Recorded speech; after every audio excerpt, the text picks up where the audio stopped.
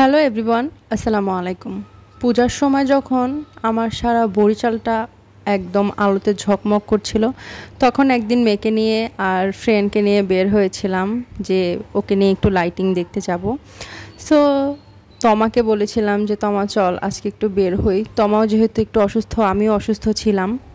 তারপরে দুই বাচ্চা কাচ্চাকে নিয়ে বের হলাম, দুই মা বের হয়ে বাহিরে একটু ঘোরাঘুরি করে তারপরে আমরা একটা রেস্টুরেন্টে চলে এসেছিলাম।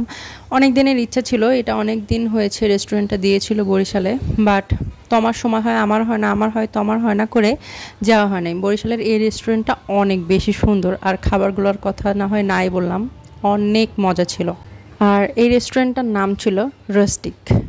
পরে একদিন সময় বের করে তারপরে চলে এসেছিলাম রস্টিকে। আর আসার পরে এখানে আমাদের সি ফুডের মেনু দিয়েছিল। যেহেতু আমি সি ফুড অত একটা লাইক করি না, আমি চিকেন, মাটন, বিফ এগুলো একটু লাইক করি, কাবাব। সো আমরা এখানে খাবার অর্ডার দিয়ে তারপরে গিয়েছিলাম কিভাবে একটু সুন্দর সুন্দর ছবি তোলা যায়, যেহেতু জায়গাটা এত বেশি সুন্দর আর ওর সাথে অনেক দিন পরে দেখা হয়েছে। বাচ্চা কাচ্চা নিয়ে পারা যায় না, এই হাত ধোয়া লাগবে, এই তাদের ওয়াশরুমে যাওয়া লাগবে, তাদের একটার পর একটা বায়না আছে। ইভেন আমরা সেই সন্ধ্যার সময় নেমেছিলাম, তাদের অনেক বেশি ক্ষুধা লাগছে, তারা দুইজন অস্থির হয়ে গেছে কখন খাবার আসবে আর তখন তারা খাবে। আর এখানে আমি আর আমার মেয়ে একটু স্ন্যাপ নিচ্ছিলাম। মাশাআল্লাহ, কেউ বলতে ভুলবেন না। আর একে যেমন শান্ত দেখছেন, সে এরকম শান্ত না, এখন তুতুর তুতুর করতেই থাকে সে। আমাদের খাবার চলে আসছে।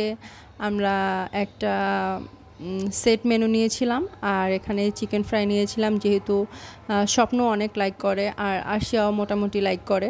সো আমার এখান থেকেও আশিয়াকে দিয়েছিলাম, আর চিকেন ফ্রাই দুটা ওরা দুজনেই খেয়েছে।